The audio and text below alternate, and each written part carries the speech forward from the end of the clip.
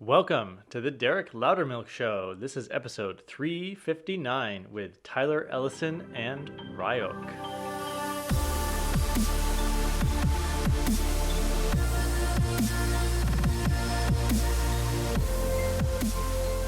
All right, you guys are in for a real treat today. Tyler Ellison is a spiritual teacher, an acupuncturist, a healer, and a channeler. So today we're going to spend the first half of the interview talking with Tyler about his spiritual awakening and his journey of learning all the esoteric skills that led him to this point, to understanding the nature of reality and some of his personal practices that let him become a channel for the entity known as Ryok. Now, we've had channelers on the show before, but a quick reminder of channeling if you're not familiar. Basically, Tyler gets into a physiological state where he is able to harmonize his consciousness with another being, and then he can speak as that other being. In this case, that being is identified as Ryok, who is from the Essasani civilization. They are higher dimensional human ET hybrids. They're actually channeled. Many people of this race are channeled by other Earth humans. Most famously, Bashar is channeled by Daryl Anka, but there are many people that are channeling other entities, counterparts, if you will, in the Essasani civilization. So once we hear about Tyler himself, then he's going to go into the channeling state and bring through Ryok, and then I have a Q&A with Ryok where I'll get to ask him some topics about what's happening on Earth with humanity right now and how he can assist us from his point of view, from that higher dimensional perspective. So very exciting stuff. Let's just get right into it. Here is first Tyler Ellison and then Ryok.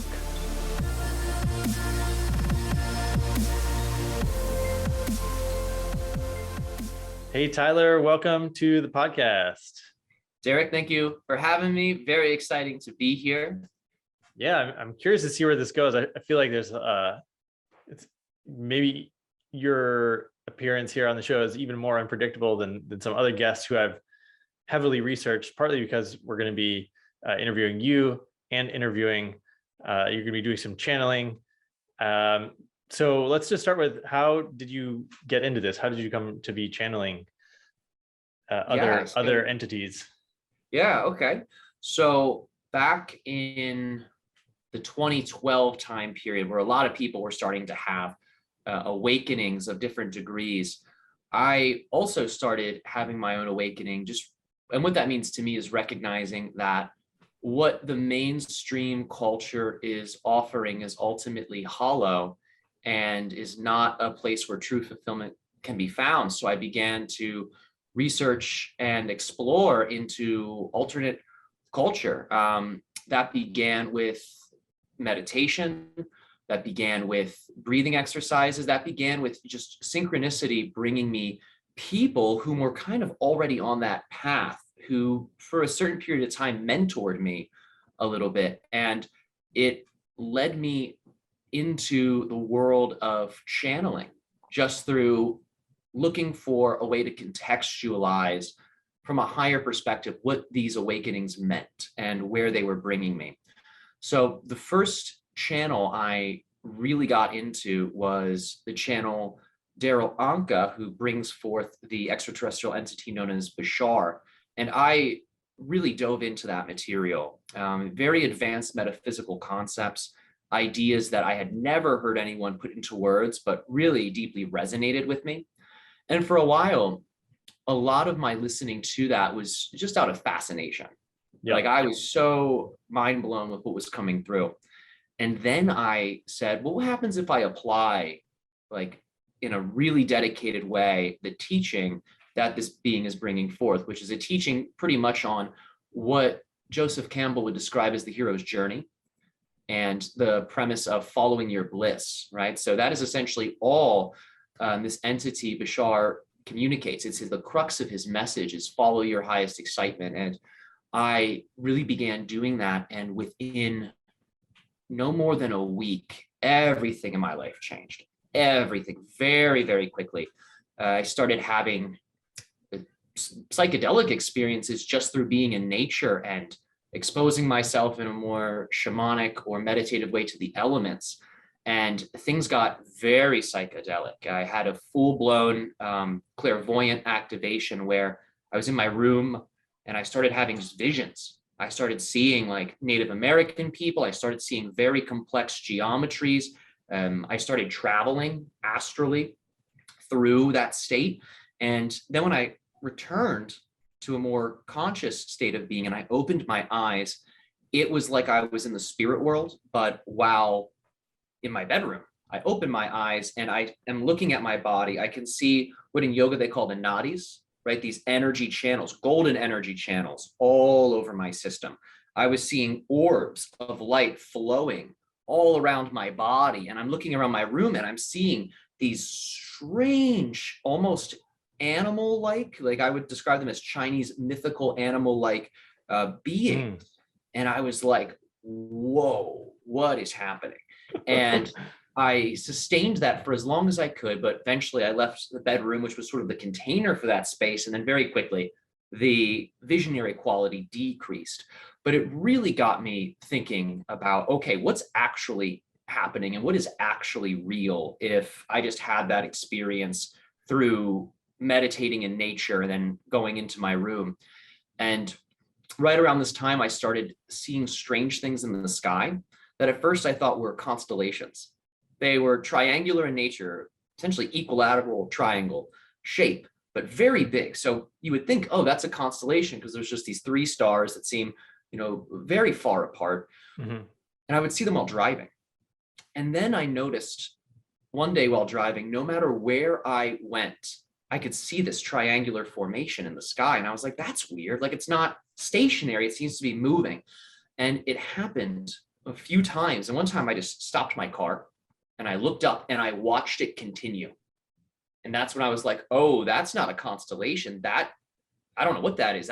Is that a spaceship? And that got me questioning. And that happened 3 times in the hometown that I grew up in.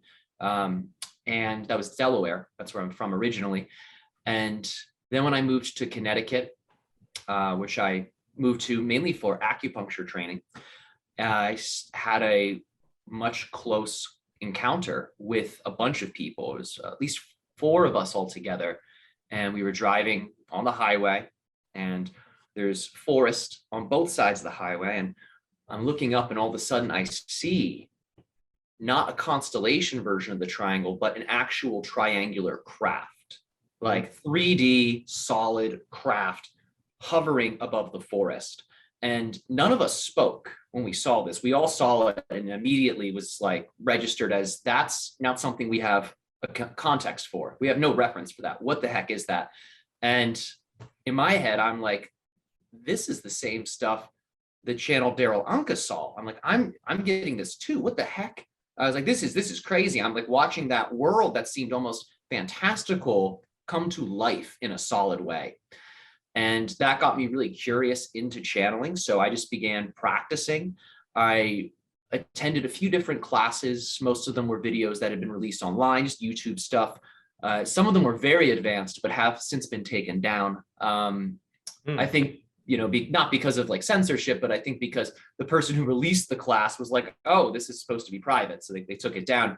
But I practiced those techniques and began working with beings that we would understand as Pleiadians. They're of the Pleiadian system. And this is a group that is a part of many Native American cultures. Many Native American people claim to have a relationship with the Pleiadians. And the first entity I brought through that practice was a being that went by the name Mira, M-I-R-A. And I was really surprised at the usefulness of the information. And that night I got on Google, right? Because, we're in the research age. So I'm like, okay, Pleiadians, Mira. And someone else had brought them through as well. I wasn't the only person who tuned into them. And that's when I was like, okay, I'm doing something that is legitimate here. I don't know how it's happening, but I'm doing it.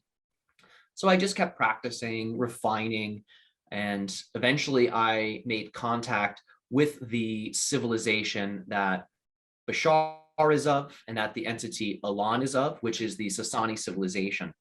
And both of those channels, Bashar and Elan, were very instrumental to my awakening. And I feel that they really set the stage for more information and more energy to come through in that way. So I have been working with that collective, the Essasani collective, ever since then. And I channel an entity or a being from that collective who uses the name Ryok as a means of identifying him in a unique way amongst the members of the collective. And it's been a powerful journey. I have seen old parts of myself, the dead weight just get burned away. And sometimes, that's like a really holy fire where you're like, wow, like this is divine transformation.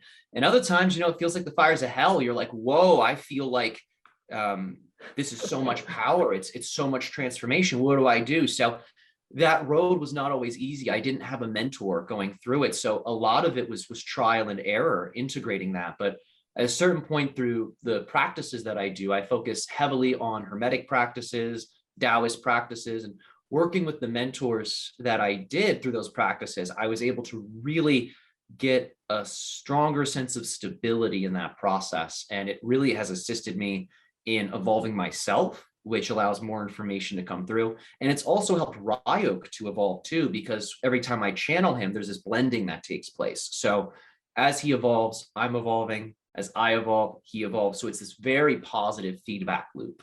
And Wow. That's how I got started with this whole thing. Wow. There's a lot to unpack.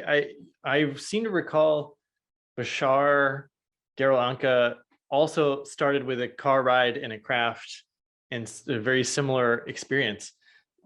Did you immediately recognize that? Yes. Yeah, I had heard his story. When I started getting into Bashar, I also became really fascinated with him because I was like, who's the person bringing this through? And I wanted to know his story. So I started watching interviews. And yeah, I had heard him tell that story of the broad daylight UFO encounter a couple times. So as soon as I saw the close one, the more physical one, that's when I was like, oh, I think what has happened to him is happening to me too. And yeah.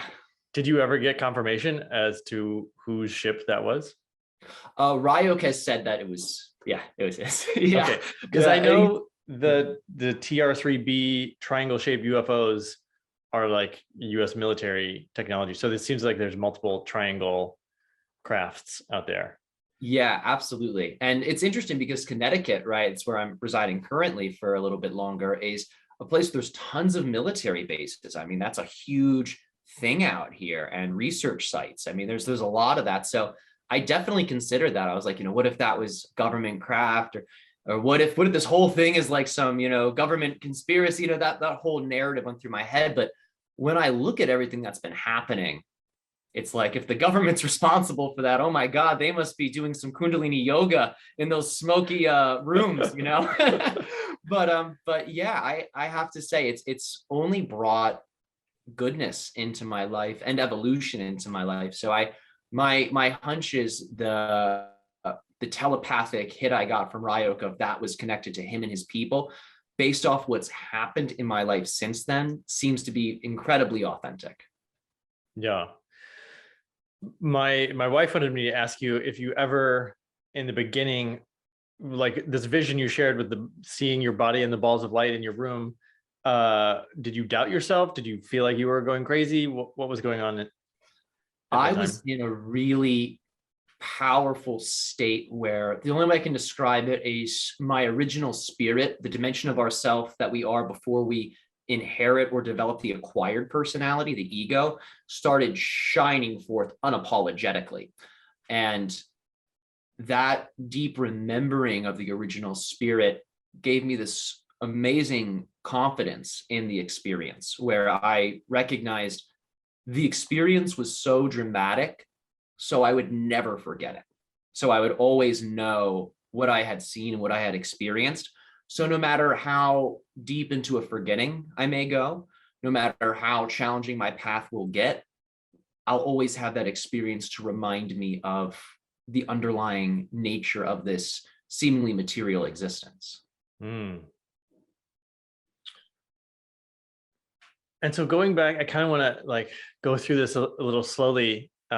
You were referring to in 2012, seeing that culture was hollow. Could you speak a little bit more about what that meant. I'm curious about, like the conditions that sort of set off this journey for you, this cascade. Well, it all started with, again, that original spirit dimension shining out, right? And that's the part of us that sees the fundamental levels of reality that the ego or the acquired persona will oftentimes filter. So when that original spirit started shining forth, it was penetrating through my ego. So I could start to see into what I would describe as a more accurate representation of what was actually happening in the physical reality. And a lot of it started with just watching news. Like I would just see the news and immediately like my heart was like, they're lying, they're lying, they're lying. And then I would look at my parents watching the news and I'm like, oh my God, they're like wrapped up in a whole bunch of nonsense that's taking their life force away. That was probably the biggest one. I like saw this sort of vampiric cycle between what was happening on television and the people watching it. And it like blew my mind. You know, I'm trying to tell my parents this and they were like, what are you, this was all new to them. Like, what are you talking about here? Like, you know, time's not real and the news is propaganda. And what is this? So they were, you know, they were a little confused, and I can understand that because it was like a radical personality shift in like a week, you know, so they were like, what the heck is happening? And I started just having all these different experiences where I would see things happening in the mainstream culture and I would detect either intentional or unintentional manipulations that were taking place, just information that was either distracting people from their destiny, right? Trying to just essentially distract them with entertainment, or it was essentially trying to captivate their attention for certain narratives connected to different organizations and their agendas. So I just started to see it almost as clearly as you can see the color of the grass when you look outside. You know, it was just very, very apparent. And at the time, you know, that was a very startling thing for me because I was like, what does this mean? Is this whole world a lie? You know, and it eventually that settled down. And I was like, well, everyone fundamentally is doing their best.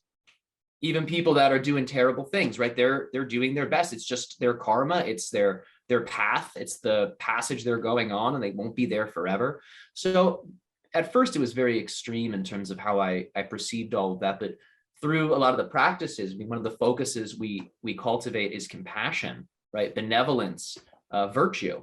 And when those qualities are more internalized, you can look at these people and the villain narrative starts to dissolve quickly. You're like, even though there might be people buying into that archetype and feeding it consciously or unconsciously, it's not that they're bad people, right? It's like, again, everyone has that original spirit, no matter what level of society you exist in. It's just the mask, the character that gets the dirt on it and confuses people and makes them act either selfishly or in a manipulative way or in a destructive way. It really, in my experience, boils down to a confusion and a misunderstanding of that original self. That's interesting. I haven't thought of it that way before. So I mean, I think probably more and more people now are thinking there are a certain small minority of the world that are villains and like planning our, you know, they're like plotting to do evil to most other people. How do you look at that? How do you sort of make that okay with you? Yeah, well, I definitely don't deny those things by any stretch of the imagination. You know, I don't. There's too much experience that is genuine, that has been a part of the lives of many people and people close to me that can verify these types of things. I mean, that is a part of the society. It's a part of the karma we're working through. But what I think about that is even those people, even the people doing evil, they're not bad people on the fundamental level. On the fundamental level, every single being is the divine. Every single being is the untouchable, omnipresent source energy, and that permeates all forms. So we all possess within ourselves a microcosmic expression of that source energy. And when people get confused and they forget about that through cultural brainwashing, right, and ancestral teachings that are negative, then their acquired personality gets polluted. And it, in a sense, is like a bunch of dirt on a mirror.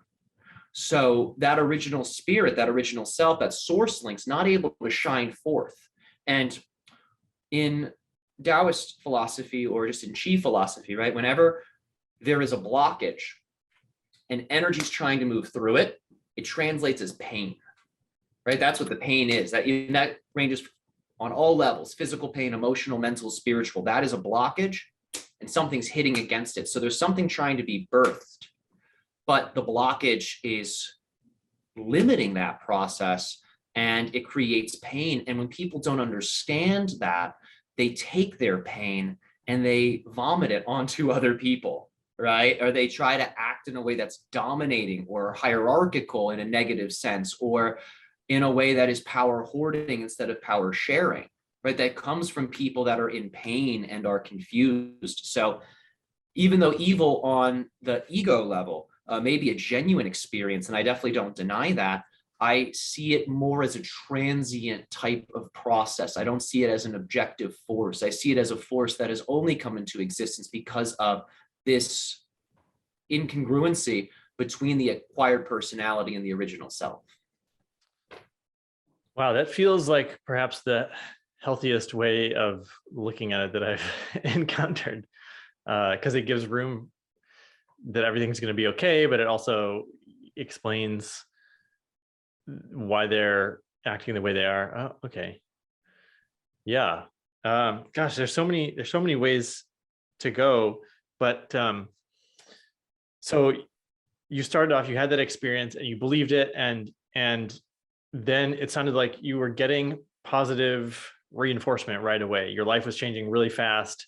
Can you talk about some of the early sort of like confirmation points for you to like keep going in this direction? Yeah, well, I was offered an ultimatum quickly in that journey. This was a physical ultimatum that my parents gave me. You know, they saw my behavior and they saw these radical changes, and they didn't know what to make of it. So they pretty much were like, listen, we understand you're going through a lot. We want to support you in this process thoroughly. So, and they were very, it was a very, in my eyes, it was a ultimately a benevolent thing, but at the time felt very extreme. They were like, you can either, you know, be on your own, because I was 18, I was still living at home, right around 18. And they were like, you can either go out on your own now, or we can send you to a program in Connecticut where essentially you can get hyper focused. You can have no distractions. You can focus on whatever you want to, whatever skills you want to cultivate, whatever path you want to walk, you can discover it there. So this is in a week after I started applying this information. I was literally by life through my parents given this like split point where it's like, use resources and use experience to grow and blossom yourself, or just go out into the wilderness and see what happens. So I was like, well, going out into the wilderness, you know, where I have, you know, hardly any of my own resources at this point, hardly any support network at this point, seems foolish, you know, and it seems like almost like a form of self-sabotage if I were to pick that. So I chose to go to Connecticut, where I got to essentially focus for a whole year. It was like a retreat. Honestly, it was this year-long retreat where I just got to sharpen all my skills, and I started just getting books on meditation and Taoism and yoga and energy healing. Every day I was consuming for hours written spiritual content. I was taking notes like I was in school. You know, I treated it as school, and that led me to the acupuncture training, and ultimately led me to many mystical experiences and rites of passage that followed.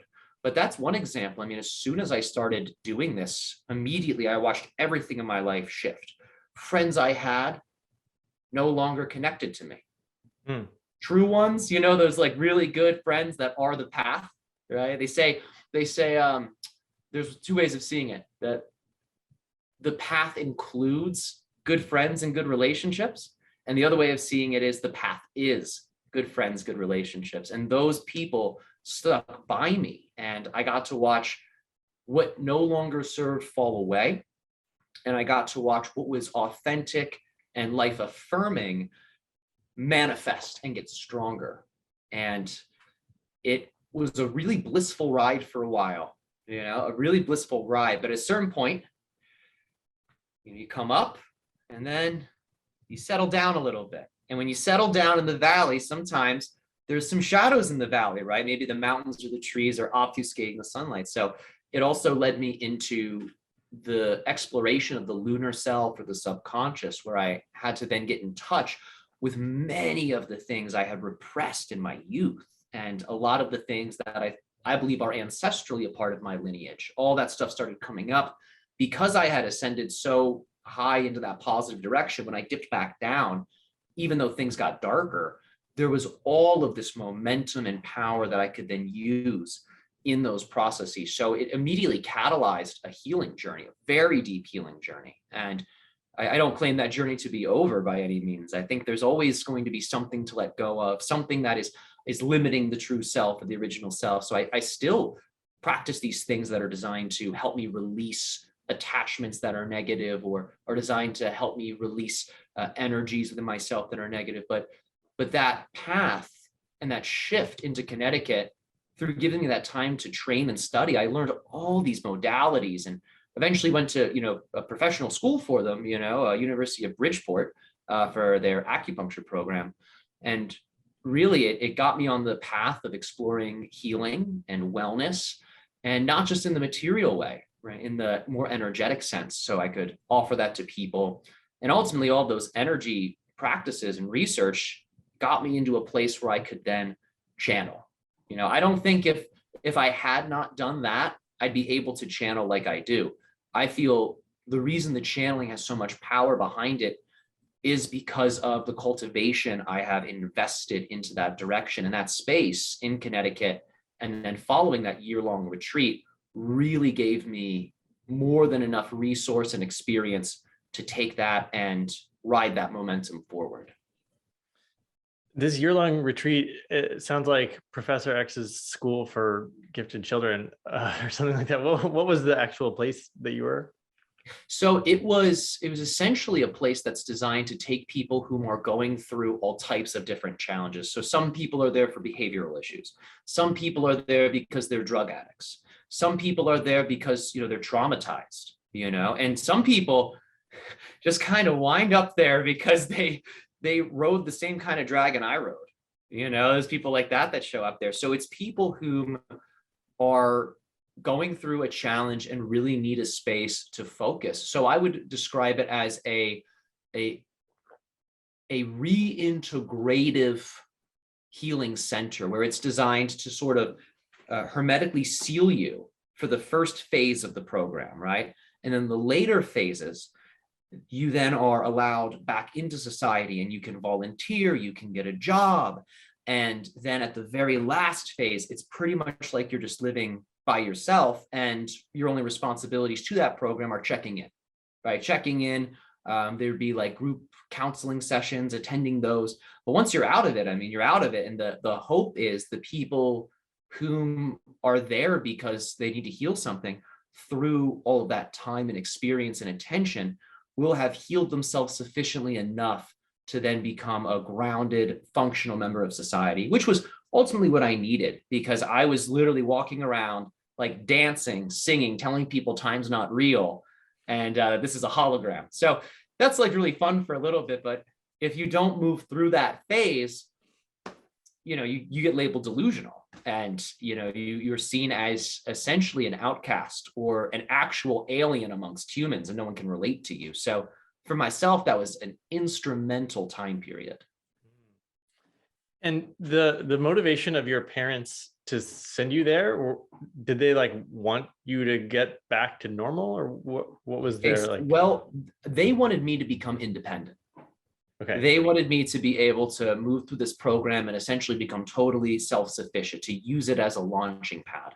So a big reason they sent me there was because they felt I needed some type of healing. They didn't know what it was, right? They were like, we don't know what's going on, but we trust you, but this is still very confusing. So we feel like we can't really do much here. So a part of why they sent me there was for the healing experience, but also a big part of it was so I could really hone in on this path that I was very clearly demonstrating I was passionate about. And a lot of it they didn't understand, because it's, energy, metaphysics, occultism, ancient philosophy. So they're like, we know you love this stuff, so you can give yourself to that there. Wow. And what's your parents' connection since you progressed? So I don't know how old you are now. You said that was when you were 18. Yeah, It's it's between 2012, eight. so 10 years ago ish. Yeah. So when I went to that program, I was 20. I was 20.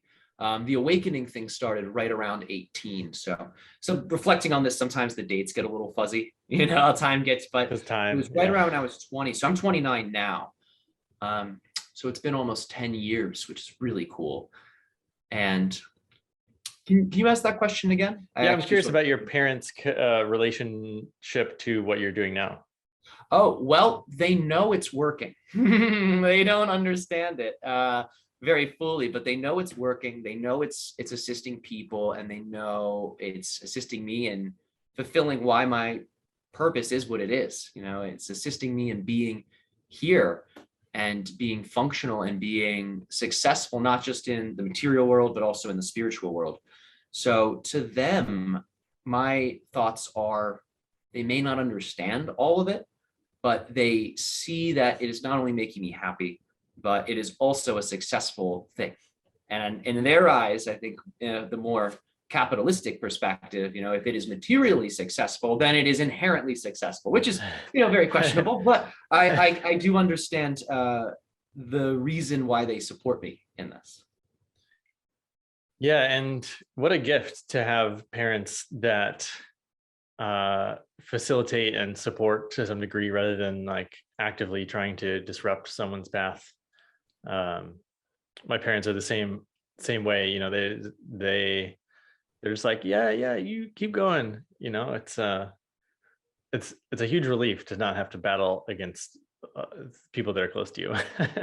Yeah. I was reading a little bit about your story too. So you went through an awakening through what sounded like pain. Is that the case? Like was sort of these experiences of suffering or challenge your catalyst for your own stepping into the path of your destiny? Yeah, perhaps. And I've shared this on my show before, but there's always new people listening, so I'll share it again. Um, there was a moment when I really had no identity because all the things that I was planning to be sort of got washed away. So I had this blood clot in my brain and ended up dropping out of my PhD program and got divorced. And so my sports career and my academic career and my relationship and I was living across the world, and at that point I was all alone. So yeah, just all the identifiers that I had for myself were kind of gone, and I was essentially for a while, maybe a few months, really like no one to some degree, which was a great place to start deciding who to be next. So that kind of catalyzed it, and then on a sort of magical level, I had an experience with a tree, this great big giant 800 to 1,000-year-old tree deep in the jungle in Bali, and I put my hands on the tree and I had this astral travel experience that sent me to a different forest in China and gave me messages, and I was like, holy shit. So then that's when I started doing my own research, like what is going on, how does this work, what are the physics here, because I'm trained as a scientist, so I like to try to understand, well, if this is happening, there's got to be a good explanation for why it's working. So yeah, that's Wow. a little bit about That's my story. It's amazing. The tree, that tree part's so beautiful to hear. They're they seem to be amazing allies in the path of awakening. There's many people I know who they're in a sensitive state and they work with the tree, and it's like the tree just transmits to them something I don't think a human being is capable of transmitting. It's a whole other intelligence, and that's so beautiful to hear that they've been a part of my journey too. So it's nice to hear we're tree brothers. Tree brothers. Well, so I guess maybe you're the third or fourth guest that's had a tree. We had someone who had a tree teach him something as they were sort of hiking across the Himalaya. Their brother had died and they hiked all the way across the whole Himalaya. And then another channeler, actually, his lineage of curandero in the Amazon is from this old, it's a bioluminescent tree that basically taught the ancient shamans of this region like how to use ayahuasca, and like this whole lineage that he's now part of. So Oh, yeah, I've so never heard that before. Bioluminescent master teacher trees. I appreciate you sharing that. That's a whole package to open. yeah, I am, imagining the tree. It'd be cool to experience. I'll have to put you in touch with him. You might like to meet him. Yeah, thank you. I would very much like to meet him. Yeah. Let's see. Let's continue a little bit on your path. So one thing I was curious about is, so you're channeling Ryok, you were channeling this Pleiadian, and they're telling either, you're transmitting it to someone else, or maybe you're just doing it for yourself, and then you're starting to apply this information in your life. What does it mean? I think you said early on you started to a dedicated application, or maybe it was Bashar's teaching, a dedicated application of this. Can you just talk about like what the information was and how you were applying it? Yeah, so the specific information I was applying at the time when I was going through this awakening really related to two major concepts. The first concept, and this was the major teachings of Bashar. At that time, I was listening to him, but they still remain the core of his message. And the first one is life is totally neutral. And in a sense, there's no built-in meaning to it. And the role of the human being, the gift of the human being, is to create meaning, essentially to create story, because the meanings we impose upon the things we're observing ultimately customize those things that allows for them to function as either specific characters on the journey or the specific quality of the set and setting on the journey. And when we are imposing negative meaning upon things through judgment, we make everyone into the villain, even ourselves, right? And we essentially give rise to a horror story, But when you are imposing meanings of divinity, of beauty, of natural connection and relationship, all of a sudden you plug into what I would describe as the divine story. It is, in my eyes, the greatest story ever told. It is a story that allows, not just for you, but for all beings, should they choose it, to be able to follow their highest destiny. Now, Bashar talks about the idea of that path, in my eyes, of highest destiny as the path of passion, or the path of excitement, or the path of bliss.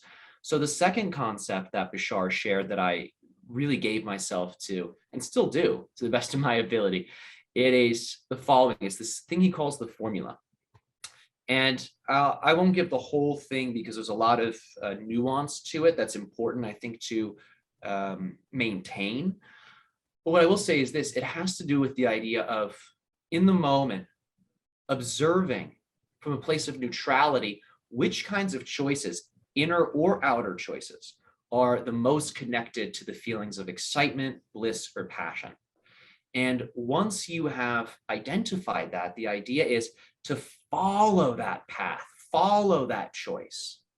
And as you're following it, remain totally open-minded. Don't expect it to bring you to heaven. Don't expect it to bring you to hell. Just stay open. Let it bring you wherever it brings you, and take it as far as you can.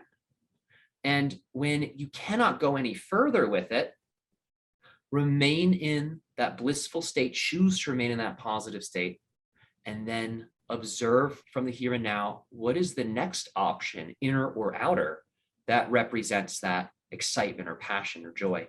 So that was what I did. I started telling myself radically different stories. I started seeing everyone as the ultimate reflection of love. These were the meanings I started just imposing onto everything. Everyone I saw, I would just project that meaning. Like my third eye, to be very symbolic, you would just project these meanings onto things. It'd be like, you are love, you are love, you are love. Like Like, the tree is love. Like, I was just projecting these meanings onto everything, wrapped. And I was also following those instructions of, all right, what is the most exciting option here? And that was actually what helped me to choose to go to Connecticut instead of just lone wolf in it, because that in that moment was that bliss option. So it's wild to think, if I hadn't received that teaching, or if I hadn't applied it all the way, I may have very well made a different choice that would have put me into an entirely different situation. What about when you're coming up against something that seems exciting, but it's like materialistic? So like, if you see an ad for something and you're like, ooh, I need to own that. And it's like, you just want to buy it and it feels exciting because you want to, I don't know, for me, this happens with crystals or with bikes, or, the things that I like to collect, like the stuff on all my shelves from my adventures around the world. What do you say when it's like a blend between your highest excitement is just like materialistic and buying a thing to make you feel excited about?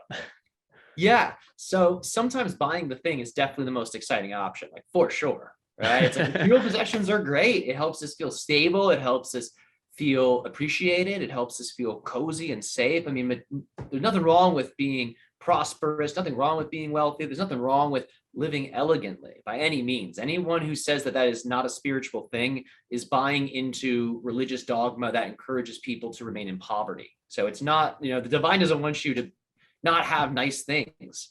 Right. That's like I don't think it says that anywhere in any holy book, like, thou shalt live a life of poverty and that is the way to the kingdom. Like, I don't think that's ever been said in a serious sense. So number one, it's like the divine wants us to have nice things. It wants everybody to have nice things, wants everyone to have resources. So there's nothing wrong with that. The issue is when the resources are not truly needed and they become excesses. Whenever we start to have excess, that is when stagnation is engendered, because you think of excess as a sort of quality, not just in the material world through having goods, but on the energetic level. When we're attracting excess, it's like we're starting to build a dam that will eventually, like we were saying earlier, it will start to block that flow, and some kind of pain is going to ensue. So a lot of people get the dopamine hit, get that rush when they buy the new shiny thing. And that's not a bad thing. Dopamine's great. Right? I got no beef with dopamine. It's a great molecule. However, because that pleasure chemical is released, sometimes we numb out the underlying motivation for why we're actually making that choice. And as you know, when that dopamine is overstimulated, at a certain point, there's the crash. Right? So in my experience, if I'm making choices and then all of a sudden I'm noticing, whoa, wait a minute, I'm kind of crashing. I'm actually starting to feel more empty. That's for me the indicator, okay, I need to reevaluate my decision-making process, because it's likely I am making choices out of impulse rather than out of true necessity. Do you have anything else that you use in your decision-making other than this, what's my highest bliss? Well, that's a very interesting question, because I think when it's spoken at first, it might sound a little one-dimensional. Like, it has to look like this feeling of bliss in order for me to choose it. But what I find is there's subtleties with all of these sensations. We have what we call yang bliss, right? Very overt, like, oh my God, a celebration. And we have what's called yin bliss. It's very subtle. Sometimes the most exciting option is taking a nap. It's resting. Sometimes the most exciting option is diving into the shadow, and really letting those things come out. Sometimes the most exciting option is having a conversation maybe your ego does not want to have with somebody. Maybe the most exciting option is letting go of something that maybe is a destructive behavior or a compulsive behavior. So this idea of following one's passion or bliss, it's not meant to allude to it must be yang bliss. It must be overtly blissful in its appearance. Sometimes the bliss, it's subtle, and it becomes a yang bliss at a certain point when we choose those subtle actions. And even though there might be discomfort or pain, or it might even seem boring, depending on how we're viewing it, at a certain point when you make your way through it, the yin bliss then becomes a yang bliss. It gets bigger and louder. And then you're like, oh, wow, I feel good. I feel really good. And it's because you've moved through a rite of passage. And that following of that current, even in its most subtle forms, has helped you move through it. Yeah, that's a great clarification. And it explains like the weird joy that I feel when I'm like, okay, it's time for a tough conversation. Like it's not going to be comfortable, but I want to do it. And it's like, oh, but why? Yeah. Right. Yeah. Yeah. And you're like patting the acquired personality on the back. You're like, shh, it's gonna be okay. This is good for you. I promise. What do you think is the thing that gets in the way for most people to be able to apply this teaching of choosing the bliss direction? Well, I think it's going to be different for each person. But I think a lot of it comes down to a sense of being powerless, a sense of being a slave to maybe a job, maybe a relationship, maybe a religion, maybe cultural conditioning. But people have committed themselves to ideas that are really not theirs. They're not natural to them. And whenever we do that, we feel powerless because in that moment, we're actually giving our power away. We're taking the power away from our center and we're sort of projecting it into the world. And we're actually feeding the things that seem to oppress us when we do that. Whenever we give our power to these things that feel oppressive, we're actually empowering oppression. And it requires a lot of discernment. And honestly, in my opinion, it requires spiritual training, especially in this day and age. I mean, the energies of both the world and the spirit world are so powerful these days where you really need to be a Jedi, I think, to navigate that smoothly. And there's people who are really fortunate and they have hours a day to train, and their trainings then make it easier for people who are in more challenging situations to feel supported and to feel empowered. So those people can get away with just minimal practice because they're sort of riding the wave of people who are investing a lot of energy into this evolution.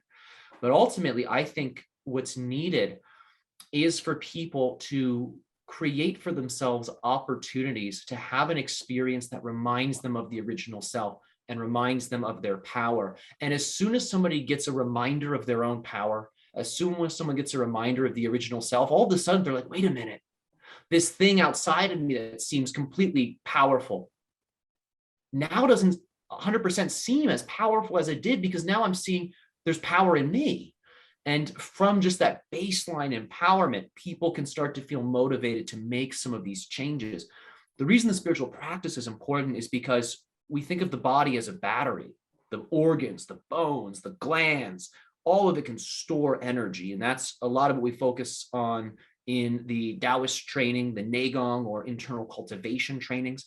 And people can learn just through minimal practice, 5 to 10 minutes a day, how to take those peak experiences and actually store them in the body. And that influences how your hormones are produced. It influences how the cells produce energy. And you're literally telling your body to make more of that state. And it becomes this battery you can charge each day. And this helps people to build their power. And it helps people to ultimately let go of the unconscious negative attachments to these external forces that seem to be taking their power away. And power, which is our birthright, I see power as just an expression of unconditional love. Truly, it's a gift from the divine. Power translates into energy or chi. And all things in the Tao philosophy is that all things are made of chi fundamentally.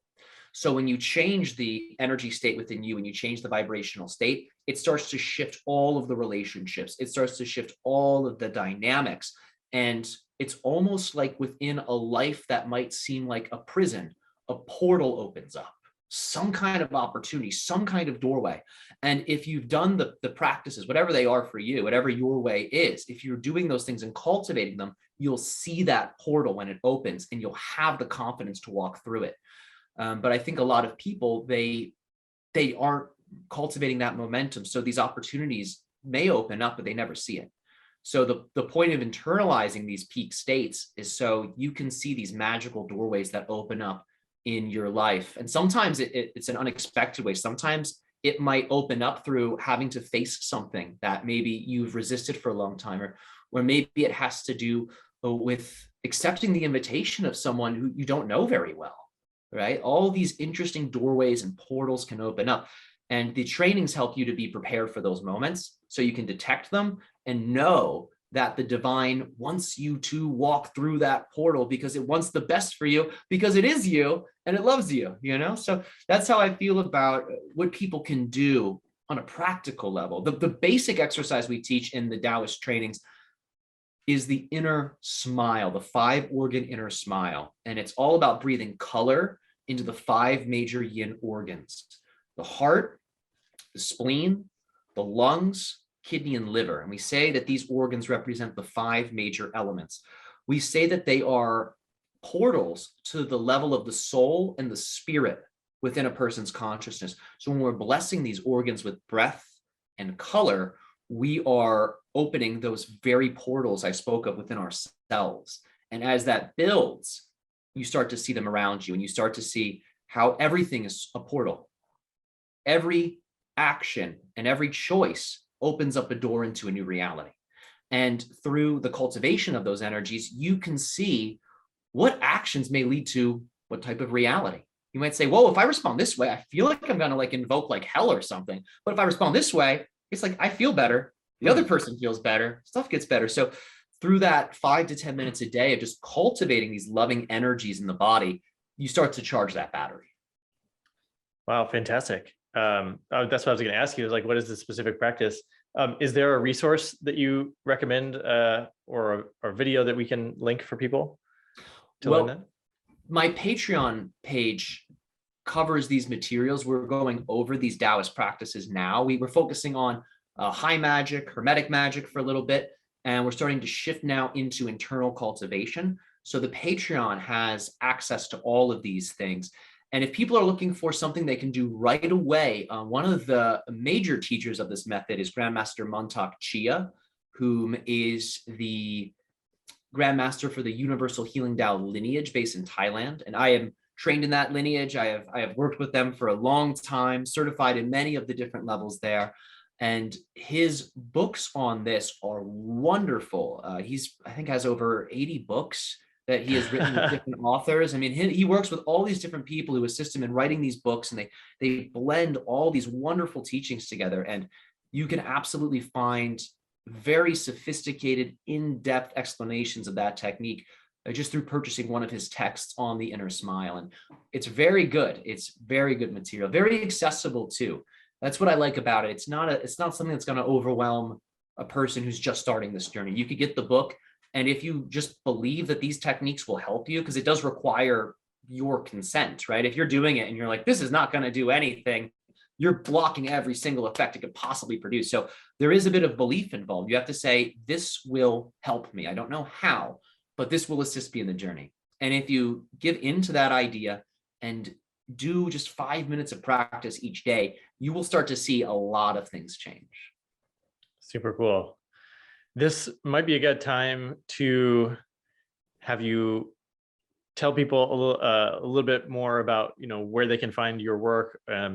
Obviously, you mentioned your Patreon already, and then think about switching to talking to Ryok. So yeah, where would you like to point people? Yes. So if people want to stay up to date with all of the announcements on the upcoming RYO live transmissions, we're doing them over Zoom right now, but we're actually working on in-person events. So I'll be announcing more soon, but the idea is summertime to begin to make these physical once more. And to stay up to date with that information, the YouTube channel Health Thyself is where I'm releasing these videos. We announce the events there. We also do live Q&As once a month. So every video where we do an event announcement, we also take questions from the audience for just about a whole hour. So you can type in your questions. Ryok will address them pretty thoroughly, which is amazing. And that's really accessible for a lot of people. And if you want to go deeper, you can always purchase tickets to the live events. So the YouTube channel is Health Thyself. That's 2 words. And I am also available and post regularly on my Patreon page. And on there, we get into really deep concepts. We get into really in-depth trainings where I look at it like this. that is there for the people that want it. I don't put it on YouTube because it's, you know, a little bit of information used in an inappropriate way can create big effects that perhaps you don't prefer. So we save all those advanced teachings for the Patreon community because it's a close-knit group and we're able to address questions. We're able to go over the techniques in depth. So we're covering all types of things in this Patreon group, which is just my name, Tyler Ellison. It should be pretty easy to find. The tagline is Tyler Ellison is creating higher consciousness and bliss. So it should stand out. But we're doing a psychic development training on there on the 3rd.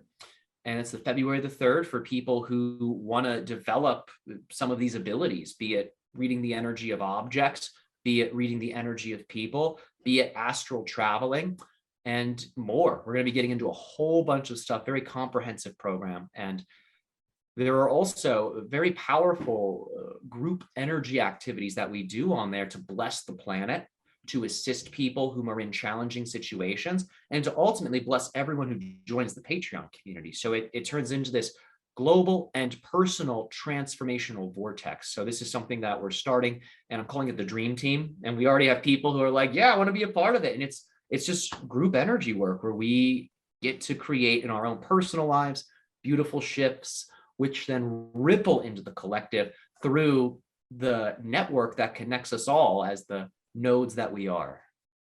Yeah, I'm a for the listener. I'm a member of your Patreon, and I haven't fully explored all of the. I mean, there's a lot there. So it would be like that year of learning you did in Connecticut. I think just to join the channel and go through it all. It's but really fantastic stuff on there.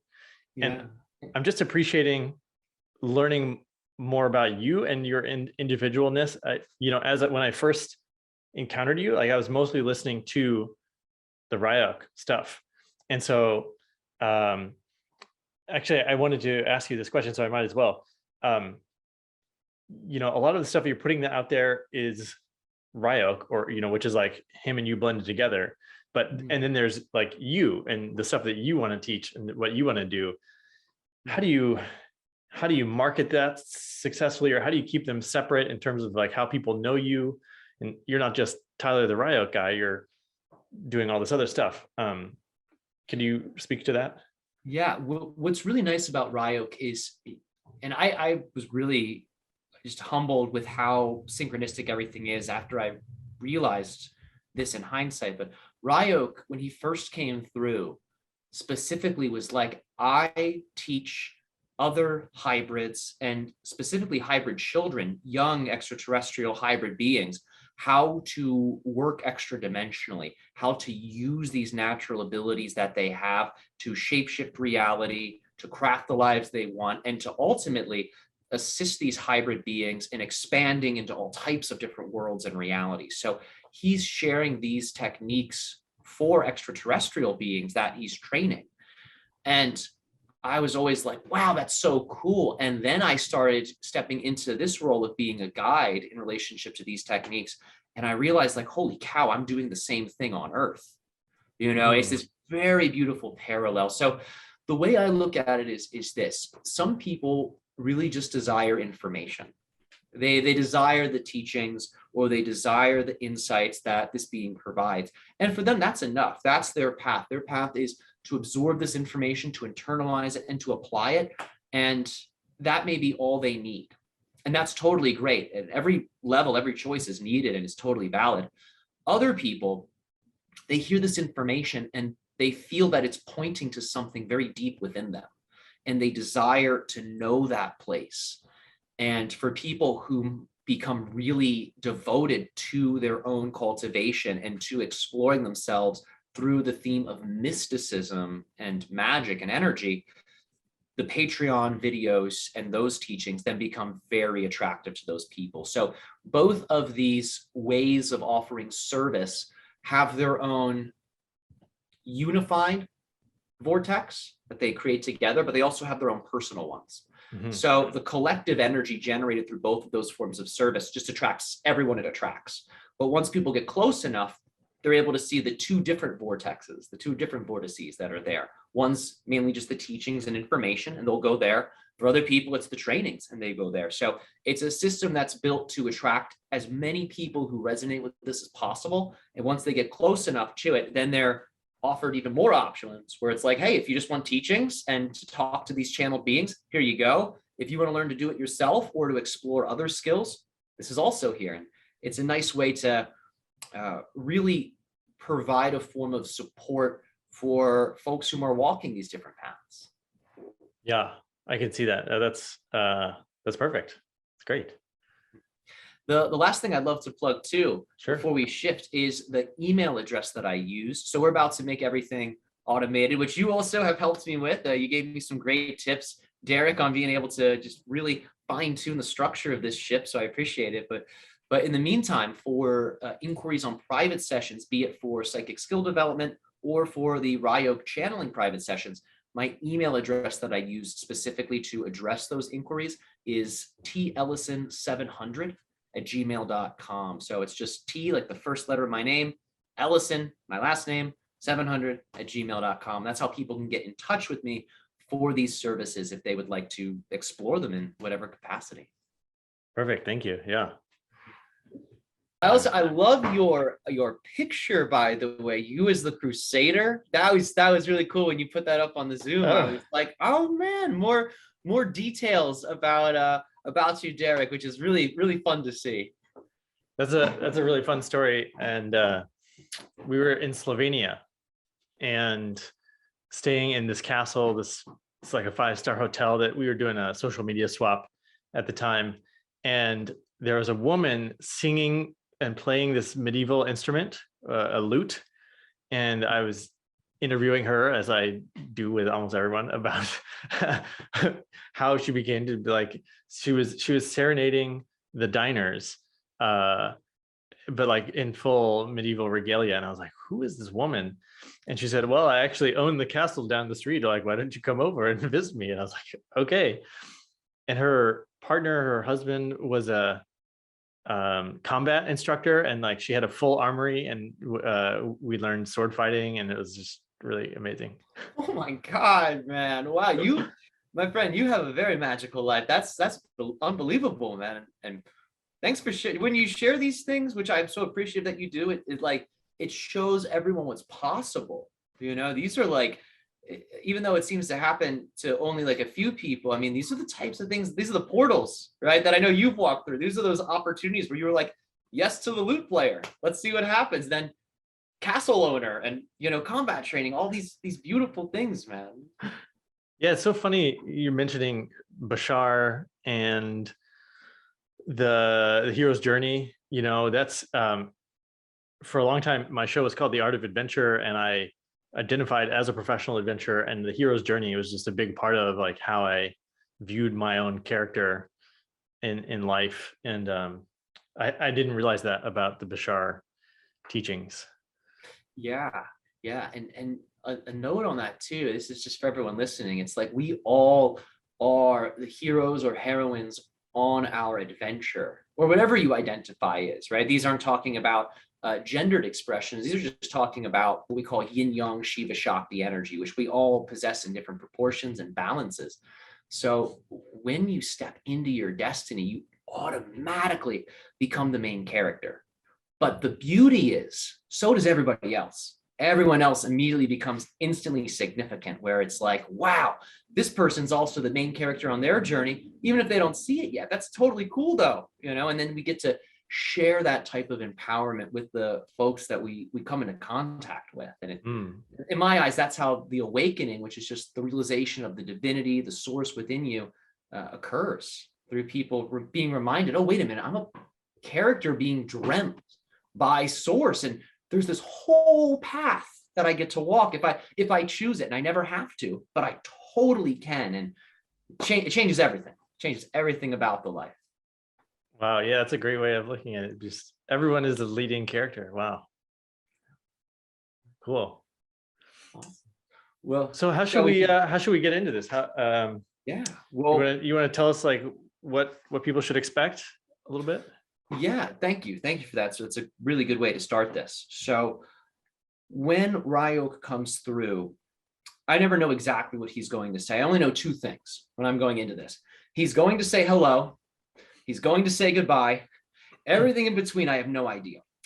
So normally what happens is he will deliver a teaching of some type. Because this is an interview, this might just be you guys talking and going right into questions. He may have something he wants to share. And if he does, perhaps he'll say that. And yeah, it's just getting more feedback from that world as we're stepping into it. You're already starting to oh yeah, feel yeah, it's literally starts to like pull me into myself a little Wow. bit. It's like, yeah, it's like an inner vortex. It starts to draw me in.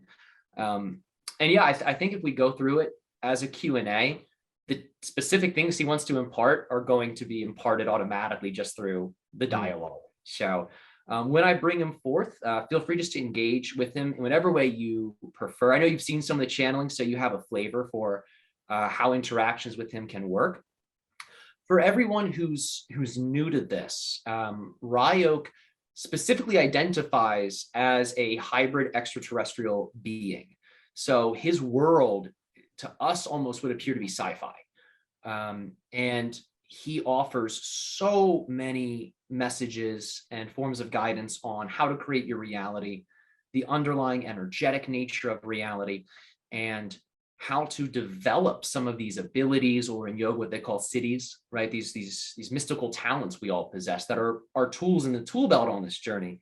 So what I love about him is everything he gives is very in depth. Like he doesn't cut corners with what he's talking about. He doesn't sugarcoat. He just says it, he just says it. And it can be really, really useful, regardless of the narrative connected to him. Some people are like, I don't know if I trust aliens. Are aliens even real? Like, is this all made up? You don't have to buy into any narrative. Ryok never claims objectivity with what he's saying, ever. He describes what he says as living symbolism. And what that means is there are going to be some things that he says that are literal, very, very literal. But even in those very literal things, there are multidimensional aspects connected to them, which allows for them to function as a living symbol, which is something that can be interpreted in infinite different ways. So what I would say is, with everything that's shared here today, take what you think is useful and empowering. And if there's something that doesn't resonate with you, you don't have to do anything with it. There's no pressure with these sessions. It's all about what is of use to you on your journey. And that's his main role, is to share with people tools that can assist them on this adventure. Perfect. Thanks for that. Yeah. Awesome. Well, I will go into the state. I'm going to charge up. It takes me a little bit, about a minute or two to, summon these energies and then merge with them. So I'm going to go ahead and step into that state, and I'll see you at the end. Okay, perfect.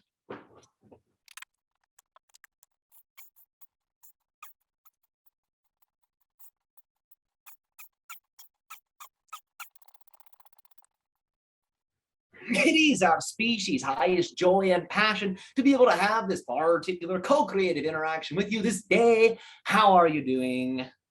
Ryok, I'm doing well. Thank you for joining us. Yes, you are so welcome.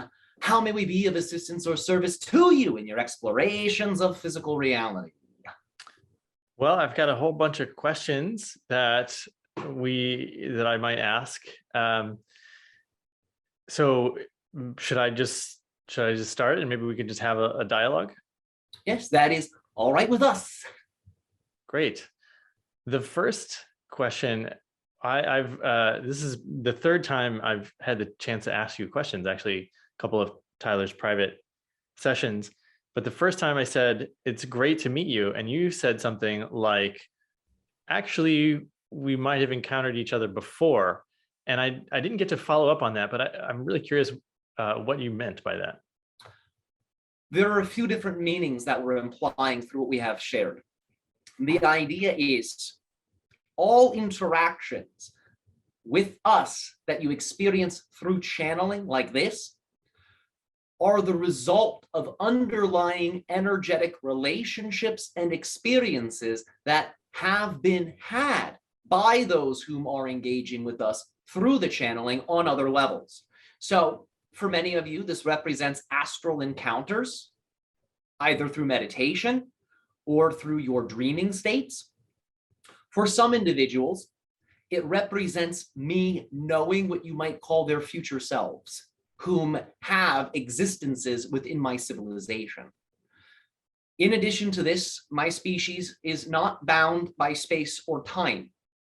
We understand that both are properties that exist within our consciousness, and through understanding the nature of consciousness, these types of things can be manipulated or can be bended in different ways. So we have at times interacted with what you might call some of your past lives or past selves through the idea of our species being able to project our consciousness into different frequencies of space and time that you would call past self or past life realities.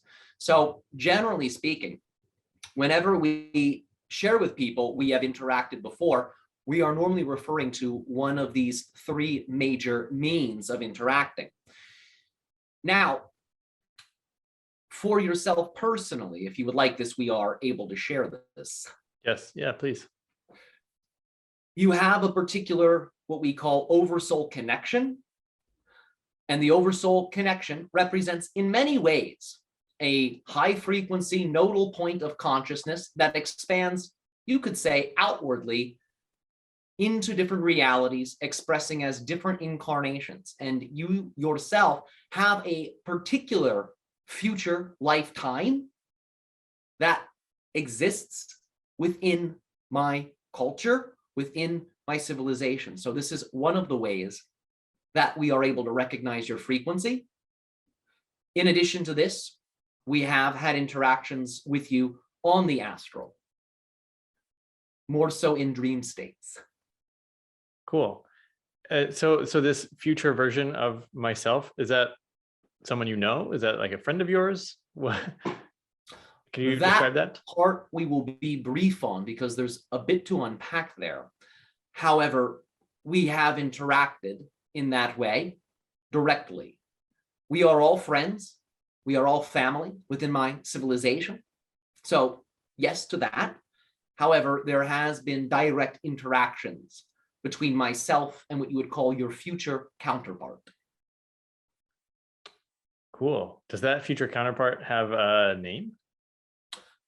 There are vibrational terms that you can utilize as a means of contacting this particular being. It would translate as the closest representation that you would understand as a name, but it's not actually the being's name. It's, in a sense, just a tonal frequency used to summon forth this being's signature frequency. So it would translate to many of you as a name, but we do not utilize names in the same way.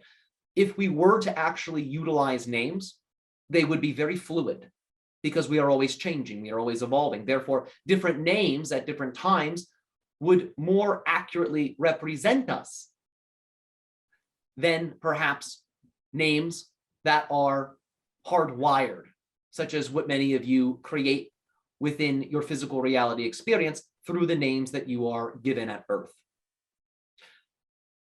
The term that you can use that can invoke this being is the following: Masha. If you were to spell that out, it would be something like M-A-S-H-A, Masha. Okay, cool. And that's tonal frequency. Is that like a phone number, like a way, like a contact point? Exactly. Yes. Yes. It's a term that's used to represent this counterpart's signature frequency. So it's the closest thing you have to a name. And it also does function like a phone number. Cool. That's exciting. Gosh.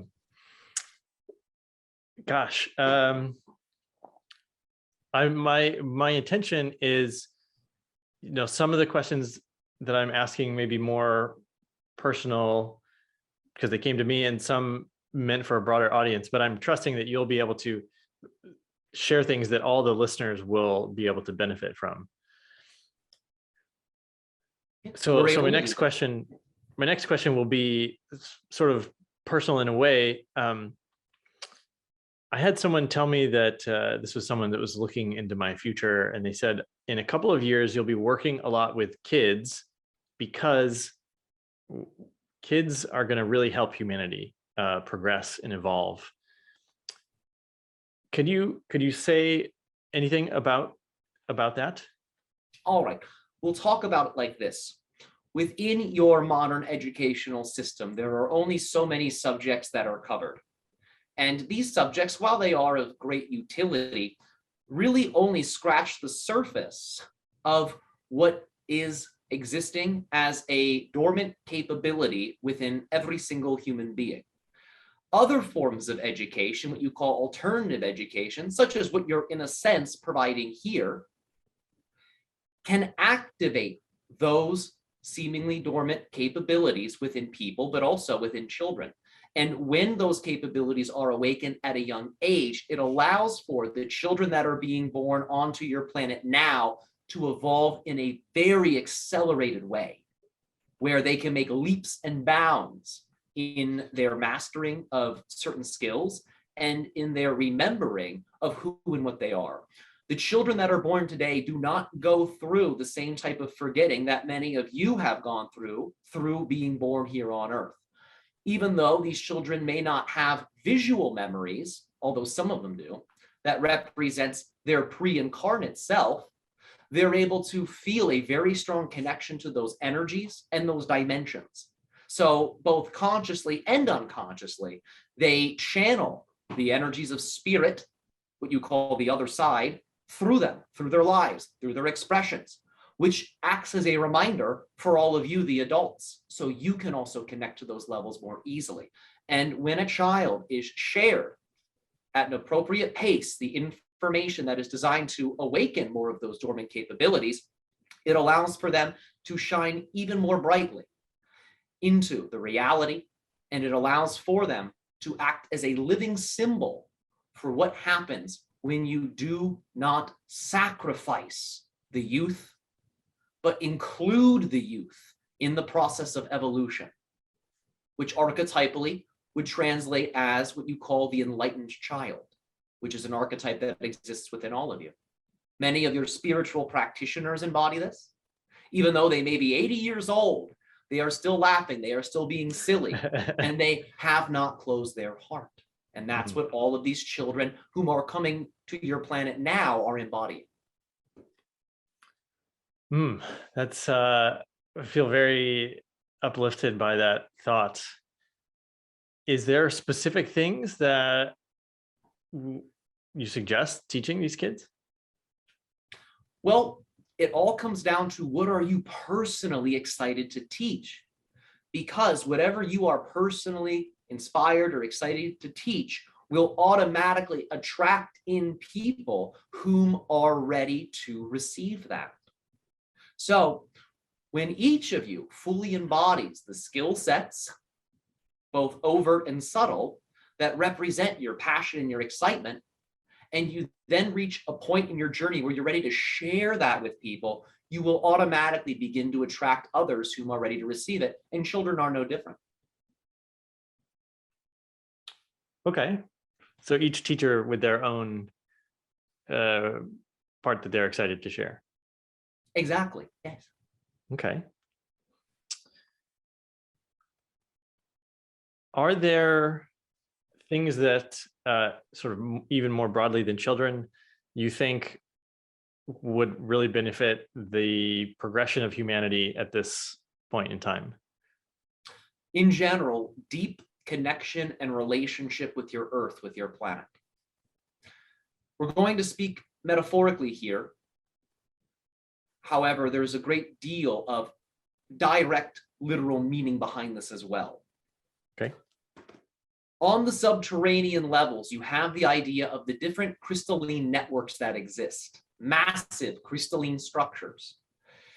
These structures have been programmed with energies by extraterrestrial beings and by your ancestors whom were in shamanic connection to them, and by what you would call your past selves or past lives, whom have channeled into those crystals their skill sets, their memories, their abilities, their experiences. So when you, as the future self, the modern self, the current self in that way, connect into the earth and draw energy up from the earth and form a link between yourself and the planet, you begin to access this. You begin to bring it into you as an energetic frequency. You go into resonance with it, and it allows for you to step into more of who and what you truly are. The earth also, as you know, is able to compost and can take waste and can transform it into flowers. The earth can also take and receive any negative energy that you wish to let go of. So it doesn't have to build up in your field, doesn't have to build up in your body. You can give these energies to the earth. And the earth interprets this as a blessing, it interprets this as a gift, and it will share with you resources. It will share with you power. It will share with you experiences that are all reflective of your own unique relationship to your true nature. So cultivating a deep relationship with your planet at this time is of the utmost importance in relationship to the idea of your species ascension or awakening process. And does that look like touching the earth or walking in the woods, or what does that look like often? It can look like that. Yes, that's one way. Absolutely. And positive effect, positive benefit can absolutely be received just on that level. You can also begin to work on the etheric level or the astral level. These represent the underlying energetic levels of reality that are, let's just say, obfuscated slightly by your experience of physical form. So if you can train yourself to work with that underlying energetic level, you can form what you might consider to be energetic cords that link your feet and your body deep down into the earth. These cords, which are in many ways symbolic for the idea of connection, can in a sense be used as cables. So information, energy can be inhaled up from the earth, deep within, up through the cables into the body. And that's one way you can absorb some of that information stored within the crystalline structures. In addition to this, these energy cords or cables that you generate can also be used to send energy that you wish to let go of down into the earth. So through visualization, through breathing exercises, you can begin to awaken some of those properties. And there's different exercises, different techniques that can be utilized for those purposes. Okay. Do you want to, is this a good time? Do you want to share one of those techniques? All right. This is a very basic one. We will explain it like this. Just as your lungs and your nose are able to take in air and oxygen, so is every single pore of your body able to do the same. There are certain locations on the body that are very capable of absorbing and receiving and even sending energies. We'll give you a few of them for the purpose of this exercise. You have the idea of the centers of your palms. If you wish, you may take your thumb and just gently massage each palm in a spiraling manner, awakening the energy centers within the palm. The other point we would encourage you to become aware of is your mid-eyebrow point. Not quite the third eye, just below, between the eyebrows. The final point is what you call your crown chakra, which corresponds with the location you call the fontanelle, the soft spot on the baby. This would be the next point. These points are very capable of absorbing and sending energies. For the exercise, bring the tip of your tongue up to the roof of the mouth, a few centimeters behind the front teeth. Should you touch the backs of the front teeth and roll the tongue back a little bit, you will feel a slight cavern or depression within the roof of the mouth. Place the tongue tip gently here And this opens up the aura. It opens up the energy center so energy can flow in a more expansive and harmonious way. From here, the idea is become aware of the most positive feeling that you can recall or that you can create in this moment. You can think of an image or a person or a place or an experience or a dream that assists you in really deepening your sensation of that feeling. And as you become aware of this sensation, form on your face a loving smile, allow for the smile to expand. And as you outwardly smile, become aware of the energetic level behind the smile. And feel yourself both outwardly and inwardly smiling with love, smiling with appreciation. What we're going to do now is use the hands. As you inhale, bring the hands forth and imagine you're scooping the feeling, pulling it in to these points, the palms, mid eyebrow, crown. Inhale, smile, gather the feeling. Turn the palms so they're facing towards the ground. Become aware of the feet and exhale down through the feet into the earth.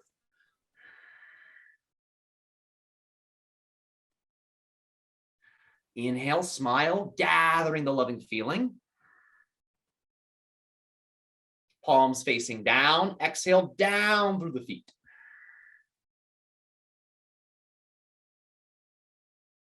And one more time, smile, inhale. Exhale down through the feet. On the most basal level, this represents strengthening those cables, those cords between your body and the earth. This is forming that link. We'll take this a little deeper, just a little bit.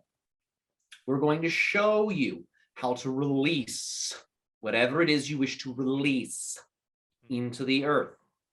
This may not be a one and done, but you will notice through repetition of this, things will feel lighter. You will begin to feel a little bit more weightless, and you may find that it provides in many ways a sense of relief from different sensations. And this has to do with you giving those things that you have stored in the aura and body to the earth so it can be composted and converted into something even more beautiful. So the idea is inhale, drawing in the loving feeling. This time, pick one thing you wish to let go of. Conceptualize that one thing as smoke. And as you exhale, affirm within your mind, you are placing that thing within the smoke and you're letting it go into the earth. As you exhale, see the smoke leave through the feet. Push the smoke down with the hands, through the body, out through the feet.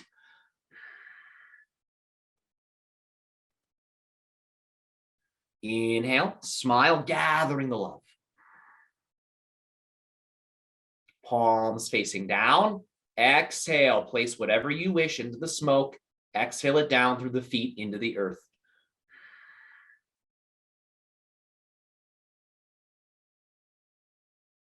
And one more time, inhale, gathering in the loving feeling. Exhale the smoke, push it down through the body, out through the feet.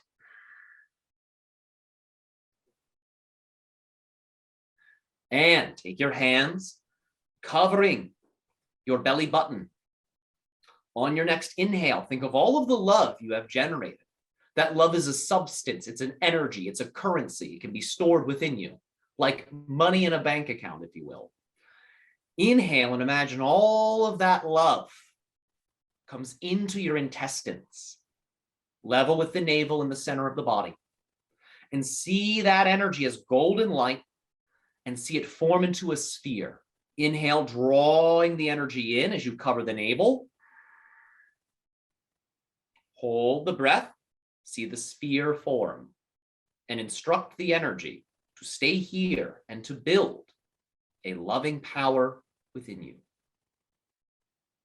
Exhale and see that golden sphere solidify a little bit. And now take the hands, give them a clap. Rub them together so they're nice and warm. And gentle patting of the head. This will awaken the physical mind in a balanced way so you can return to your experience of physical reality so you're not too drifty, because when you're doing this, you are working on that etheric level, which is higher in vibration than the physical reality. So the massaging of the face assists you in not getting too spacey, assists you in being grounded and rooted so you can be there and be present for your physical life. And that's the way you can end the exercise. Another thing we'll say is when we describe pushing the energy down, we're not talking about using force by any means. Do not use muscle. Do not strain in any way. Allow for the body to remain relaxed the entire time. It is more of a mental or energetic sense of pushing rather than physical. That's fantastic. I feel great. I just did that along with you, and it feels wonderful. Anything you wish to let go of, without exception, can be given to the earth. At a certain point, that link gets so strong, you become capable of letting go of bigger and bigger and bigger things. And the more of you that practice this, as you practice it as a team or as a group, the more that transformative energy will ripple throughout the world. Speaking of groups, this question is about community. And one thing that I've heard many people talking about recently is there's a lot of systems and structures that people think are failing. They're not up to what we need them to be. Myself, I'm working on a project to envision and create a community. Do you have any advice about what types of communities or structures or systems we could be thinking about that would be really helpful right now?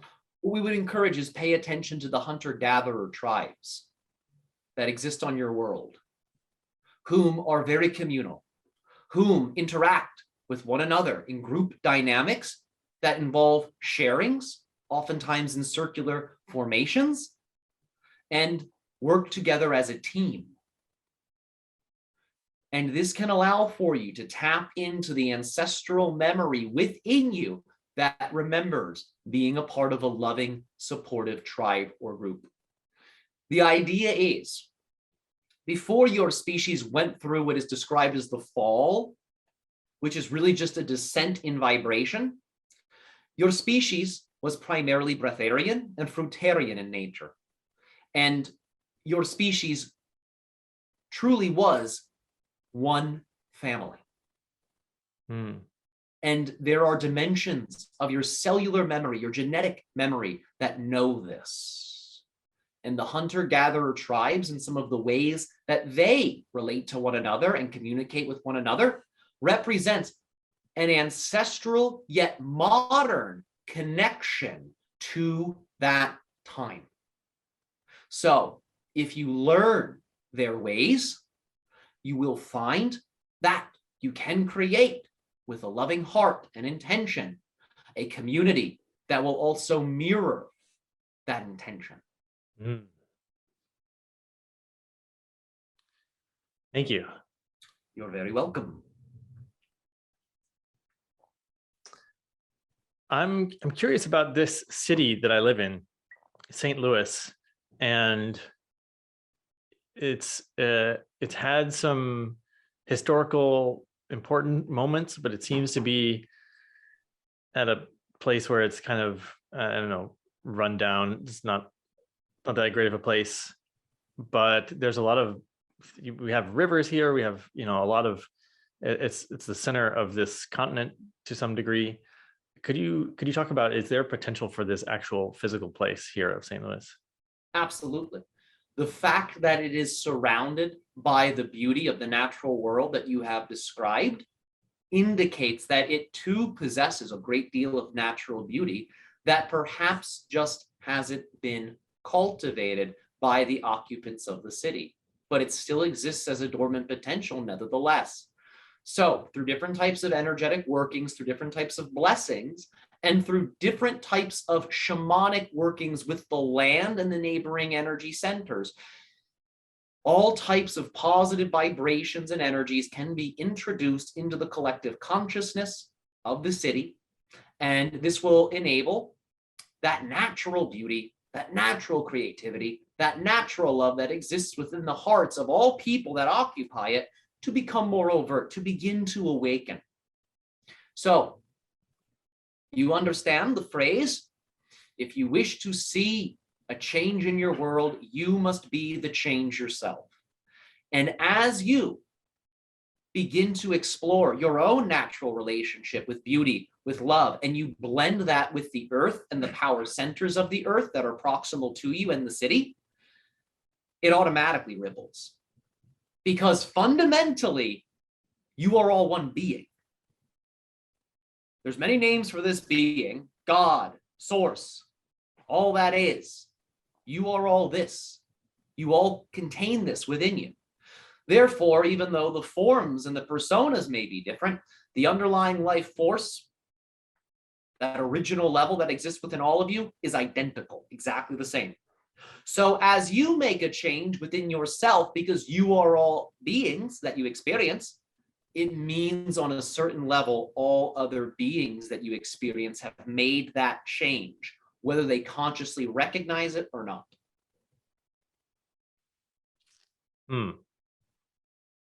Okay, perfect. I was talking with someone yesterday about gold, and I feel like there's more than meets the eye. It's more than just pretty metal or something to be used for money.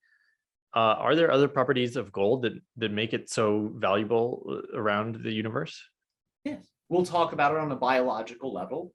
It can, in many ways, preserve genetic integrity. And also, we're just going to give this disclaimer. This isn't medical advice. This is something the channel has asked us to specifically share so people understand our perspective a little bit more clearly. So be responsible with this information.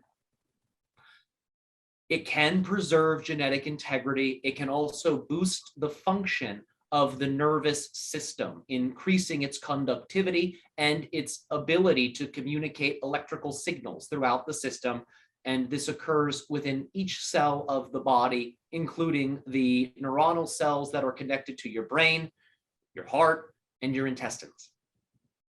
So on a biological level, it improves cognition, it can improve energy, and it can preserve the physical form in different ways.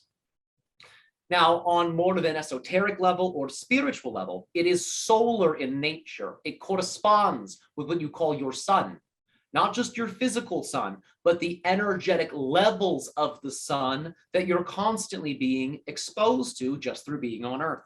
So gold also allows for this solar link, this solar connection to awaken. Psychologically, energetically, this corresponds to what you call Christ consciousness, the awakening of the heart center, the illumination of that one heart, that one source that links all of you, which was one of the major teachings of Yeshua that was over time misinterpreted for different reasons.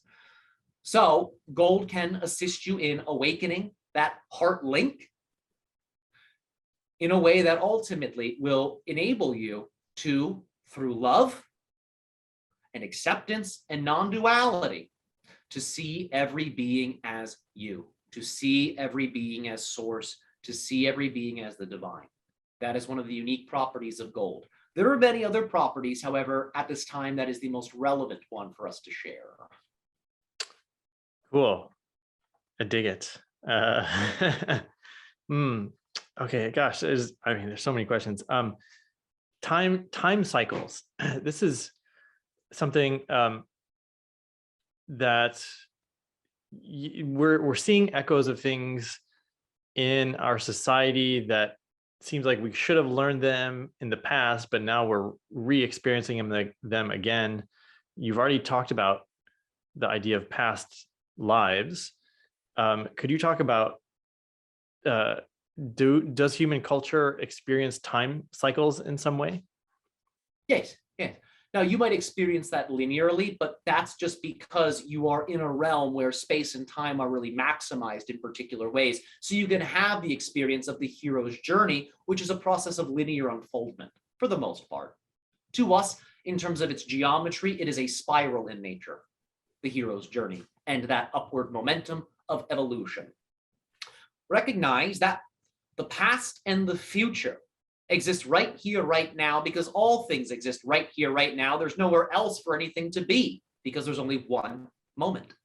The only thing that separates your experience of the past, the future, and the present are the vibrational differences that make up the unique properties of space and time relevant to what you call the past, the future, and the present. But without those frequencies of space, time creating the sense of separation, you would experience the present, past, and future happening simultaneously. That's how we see these things. So it's not that the past creates the present. It's not that the future creates the present. The present moment creates the present, and the present moment also creates the versions of the past you're connecting to and the versions of the future that you're connecting to. So through being in the present moment, you organize your relationships to past and future in a way that is based on whatever state of being you're in. And that state of being represents how you're thinking, how you're acting, how you're feeling.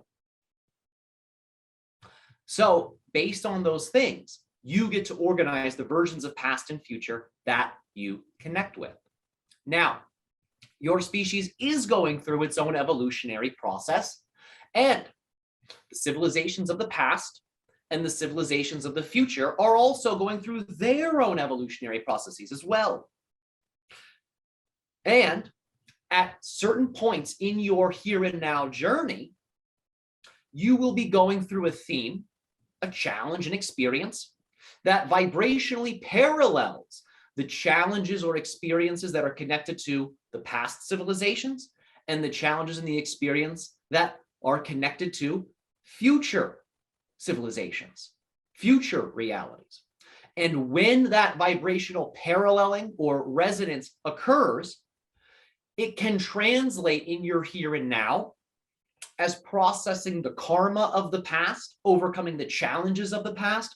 But really what you're dealing with are modern challenges unique to your civilization that are vibrationally similar or are vibrationally resonant to the challenges and themes of the past. And in that way, when you choose to overcome those challenges with love, with appreciation, with your true power, because the past and the future and the present all exist at once, that information that you use to overcome your own unique challenges is then broadcasted to the past. So those past civilizations can then draw upon what you are cultivating to overcome their challenges. And in a sense, you create the effect of actually shifting the past. And that doesn't mean you're changing the objective past, because there's truly no objective past. You create your version of the past, as we have said, through your vibration in the here and now. But to you, that may look like the actual storyline of your past changing. And many of you have experienced this through what is known as the Mandela effect. That's a symptom of this process. Interesting. And the Mandela effect is where different parts of the population remember significant events differently. Exactly. They have vibrationally tuned themselves to different frequencies of the past through having made significant vibrational changes in the present. Cool. Okay. So there's an episode of The Simpsons where Homer Simpson says, "That sounds like a problem for future Homer. Could we just let our future selves deal with all this so that we don't have to?" Remember, you become that future self every second. You are in the process of becoming that. So at some point, you'll have to deal with it in the here and now. That does not mean the entire burden rests on your shoulders. Because when you deal with these things in the here and now from a positive state, as we have said, the here and now creates your experience of the future. That's not just the instant future. In other words, a second into the future. That represents levels of the future that are totally unknown to many of you. Years, decades, generations you are coding for in the here and now. And when you choose to be in that positive state and to face your challenges with love, with support, with power, then the idea is you are automatically connecting to versions of the future where those challenges have already been transformed. And your future self then begins to guide you as you experience yourself in the present moment. So you overcome those challenges with greater levels of ease and efficacy and support. And in that way, you and the future self can work like a team. At a certain point, should you cultivate that relationship, it will become as clear to you as your relationships with physical people in your experience. That's how solid that link can get, where you form a very deep communication stream between yourself and the future self you're connecting to. And it allows for you to work as a co-creative team. And that unlocks for you, in terms of your experience, many different types of realities that you would classify as miraculous. Ooh, this is exciting stuff. This is good stuff. Yes, yes. This is why we share it, and we are deeply appreciative of you receiving it in the way that you are. I have one more question, and I also want to leave time for you if there's anything you want to share. All right. The question is, I'm a big fan of using Dreamtime and adventuring in Dreamtime and using it to get information. Do you have any suggestions on a good way to use Dreamtime? There are many different ways you can explore it.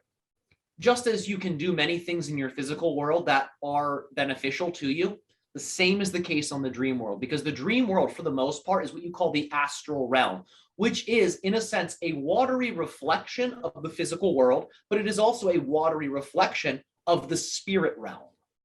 It's sort of in the middle.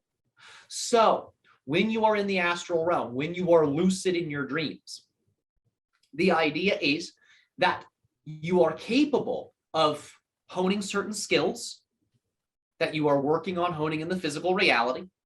You can also do what you call healing work in that astral realm that will have a ripple effect into the physical body.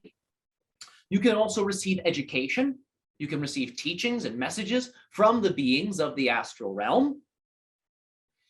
And you can also explore. You can see other dimensions. You can see other worlds. You can see other lifetimes. So you can use it as a form of adventure. It's really up to you how you choose to use it. The key here is to remember what we have said. The astral realm is like water. And as you know, water can create optical illusions. So be mindful that you do not interpret things on that astral realm too literally. It is a realm of symbolism, living symbols, much like what we speak. So whatever you perceive, no matter how positive, no matter how negative, no matter how neutral, see the experience as a symbol. Interpret it in as many ways as you can and select the meaning that to you really resonates with your original spirit, your heart, your true self. And that's how you can use the experiences in the astral realm in a practical, positive way that is integrated with your physical reality instead of discordant to it. There are many ways you can accelerate your energy before bed without overly stimulating your nervous system. So that way, what you call your awareness can remain active as you drift into sleep. Just as you have the ability through gazing meditations to pick a singular point of focus and to also use your peripheral vision to take in the surrounding visual stimuli, you can do the same thing with a point on the body. In particular, what you call your mid-eyebrow point or even your third eye point. And if you wish, the crown chakra, although that one's a little more powerful, so perhaps it would be beneficial to work up to that. You can place your attention onto one of these points and keep the attention gentle. We're not talking about focus. We're talking about gentle attention, just as you would watch a sunset, just as you would watch or listen to a waterfall, that type of attention. And the idea is, as you are breathing into the point, let yourself just go into a deeper state of relaxation. And eventually you will become so relaxed, you will begin to drift into sleep. Some sleeping postures may be more supportive for this than others. However, we understand many of you are very dedicated to certain sleeping postures. So in the beginning, that may be a little challenging, but you can work up to that. It doesn't matter in the beginning which posture you're in. Use whatever posture will assist you in going to sleep. And through cultivating a gentle awareness of that point, even though you may drift into sleep, your energetic muscle memory will recall having paid attention to that point. And even though you drift off, a dimension of yourself will say, oh yeah, wait a minute, I'm paying attention to that. And that will wake you up in the dream. So intention setting before bed, visualizing before bed, journaling before bed about what you prefer to explore and experience on that astral level is of the utmost importance. So that way you can have a stronger sense of navigation when you become lucid in that realm. And when you become lucid in that realm, it may be very surprising at first. However, with repetition, you'll become more used to it. And you'll be able to, in a sense, go with the flow whilst on that realm, rather than being startled and waking yourself up. Brilliant. Thank you. Yes, you're very welcome. We have one thing we would prefer to share at this time. Please. For your world. Your species, as many of you know, is in contact with extraterrestrial beings. Many of you have seen craft in the skies. Some of you have seen this personally. Some of you have seen this through video footage. Some of these things are terrestrial, they are of your world. Some of them are not. Right now, your species is being visited by different hybrid beings, such as myself. We are extra-dimensional in nature. We occupy a form of density that you would call a quasi-physical density, which means we have form, we have bodies, but they're not really solid like yours. We are, in that sense, more astral in nature. The hybrids that are making contact with you are more solid, they're more physical, but they also possess the abilities and technologies that enable them to shift between the different frequencies of dimensionality. So in a sense, they can blip in and blip out at will. They can conceal themselves, or they can make themselves very well known. What determines the rate of contact is your own vibrational alignment and is your own open-heartedness, because that is truly the invitation for contact. That's how these beings determine whether or not on a personal or collective level you are ready for open contact. The reason we are sharing this is because as you get closer to open contact, there may be many stories, many rumors, many narratives that are discussed and described. And you have the ability to determine your relationship to contact, your narrative, your story about what that process means for you. And this will allow for you to experience your preferred version of contact with some of these beings. You get to write that script. It's not pre-written. Because in a sense, nothing is pre-written, not in an objective sense. Things may be selected pre-incarnation that represents the themes you have chosen to explore. However, you get to determine how you explore those themes, and you do that through the meanings, the definitions, and the relationships that you create while exploring those themes. You are in control of that.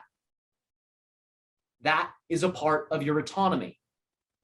And you're doing it all the time. Every interaction you have is based upon the symbolic meaning you either consciously or unconsciously impose upon it. So this phenomenon is no different. And any theme that your species goes through is no different. You get to impose the meaning, and that will determine your relationship to that thing. In other words, you get to determine the energetic quality of the effect produced through that experience. That is you. You are a thermostat in that sense. You get to adjust the settings. You don't have to be a thermometer, which is just a metaphor for being reactive unconsciously to things that emerge. So learn how, in your own exciting ways, to adjust your own thermostat settings, to adjust your states of being. You do that through your meanings, and ultimately you do it through the inner and outer actions that represent those meanings that you create. We thank you sincerely for your questions and for allowing us to share that message with your world. Thanks so much. Thanks for joining us, and we can end there and invite Tyler back. All right. Our unconditional love and appreciation to each and every single member of your human family and planet. Good day. Good day.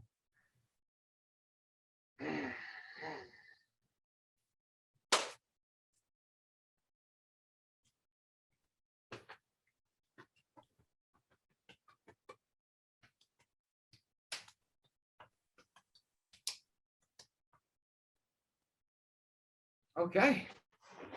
Great. All right, Tyler. Yeah. That was good. That was a good session. Yeah, thank you. Such an honor to be able to do that on your podcast, man. It's so cool. I'm really happy this message is going out to people, and yeah, I thank everyone who has listened to this for listening to it. It's great to have you in this wonderful episode. Yeah.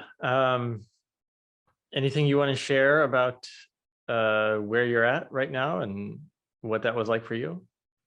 Oh, sure. So right now I'm kind of like it's a lot of energy, and it's very stimulating, and it's almost like a state of awe where I'm like, whoa, like you come out and you're like, whoa, everything's like really nice. It's a lot of crown activation, very like I was talking about the enlightened child. It puts me into that place big time. I come out and I'm like, oh yeah, like butterflies are beautiful and nature's beautiful, and look, I got these great friends. It's that kind of state. So when I come out of it, it feels a lot like that. When I'm in that state, though, it's a wild ride, because on a superficial level, right, my eyes are closed and I'm just doing very deep inner listening, right? I'm just tuning in to my own energy, and through tuning into my own energy and listening inwardly, I can hear the messages from Ryok. I can hear that flow, and I'm just moving with it. So my ability to communicate his information comes from really me just listening to my own energy and how that changes as I go into resonance with him. So when I first started really doing that, it was kind of like I was almost like in a light sleep. That's almost how it would feel, where I'm listening to him speak, I'm listening to the questions, but I'm also in this like really cozy place where I'm almost like just being cocooned in love and inner stillness.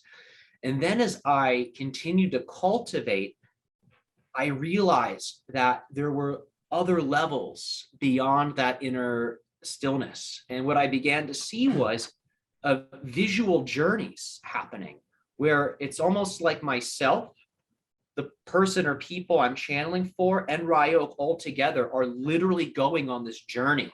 And the things that we experience on the journey appear visually as the representations of the questions people are bringing. So you were talking about Missouri, right? I was seeing the city. And then when you talked about the nature, I'm like seeing the nature, and like we're like weaving this journey together. And it's this whole astral level experience that's sort of happening behind the scenes.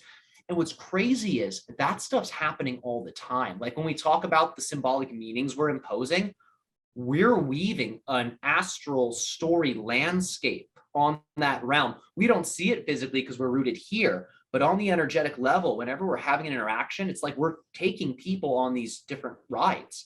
And it's like a co-creative ride, which is really sweet. Wow. That's all. Thank you for sharing. That's super cool. Wow. Well, I've taken you a little bit past our time, so we can probably end here. But again, thank you so much for your time and all the work you've done to get to the point where you can share what you're sharing. I acknowledge you for doing all of that, and yeah, I really appreciate it. Yeah, my friend, absolutely. I thank you so much for having me on. And this was such a fun opportunity and experience. And yeah, it felt like 30 minutes. Time shrinks big time. It's like, oh man, look, we're just getting started. Yeah, yeah. Well, I'm sure I'll see you again soon, and thanks again. Absolutely, Derek. All right. Have a great day, brother. Yeah, have a great day.